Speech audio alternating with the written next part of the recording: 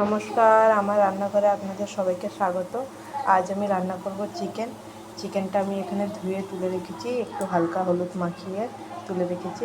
আলুগুলো ভেজে নিয়েছি। এখন তেলেতে আমি একটু ফোড়ন দিয়েছি, লঙ্কা, জিরে, দারচিনি, লবঙ্গ, এলাইচি দিয়ে ফোড়ন দিয়ে পেঁয়াজ দিয়েছি। পেঁয়াজগুলো এরকম ভেজে নেবো হালকা। পেঁয়াজটা এরকম একটু ভাজা ভাজা হয়ে গেলে এর মধ্যে এবার টমেটোগুলো, কেটে রাখা টমেটোগুলো দিয়ে দেবেন।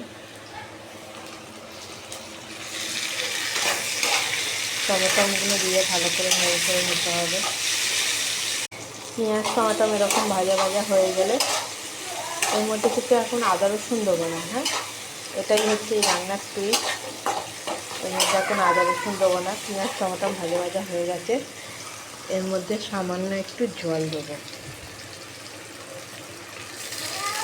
সামান্য একটু জল অ্যাড করলাম। এবার এটা নাড়তে থাকবো একটু। দেখুন, জলটা দিয়েছিলাম যেটা, ওটা শুকিয়ে কত সুন্দর তেল বেরিয়ে গেছে। পেঁয়াজগুলো কত নরম হয়ে গেছে। এর মধ্যে এবার আদা রসুন জিরে পেস্ট করে নিয়েছিলাম, ওই পেস্টটা দিয়ে দেবো।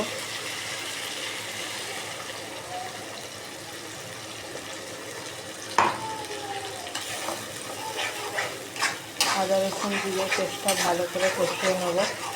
আদা রসুনটা ভালো করে ভেজে নিয়ে ওর মধ্যে হালকা জল দিয়ে দিয়েছিলাম। এবার এর মধ্যে লঙ্কা, হলুদ, নুন পরিমাণ মতন দিয়ে ভালো করে কষিয়ে নিতে হবে, যতক্ষণ না ওই গা দিয়ে তেল তেল মতন ভাব বেরোচ্ছে ততক্ষণ ভালো করে কষাতে হবে। ভালো করে মশলাটা কষে নিতে হবে। কষে যখন এরকম তেল তেল বেরিয়ে যাবে তখন এবার মাংসগুলো তুলে দিতে হবে।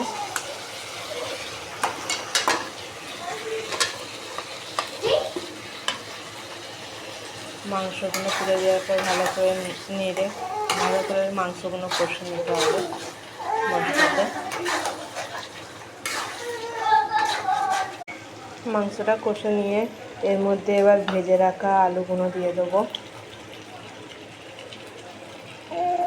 আলুগুলো দিয়ে আরও খানিকক্ষণ কষবো। তারপর ভালো করে কষা হয়ে গেলে জল দিয়ে দেবো। দেখুন, আমার চিকেন রান্না হয়ে গেছে। এবার এটা ফিনিশিং করার জন্য এবার এর মধ্যে দেবো গরম মশলা। গরম মশলা আমি বাইরে থেকে কিনি না, গরম মশলা আমার ঘরেই বানানো গোটা মশলা দিয়ে। গরম মশলা বানানোর পদ্ধতিও আপনাদের বলে দেবো।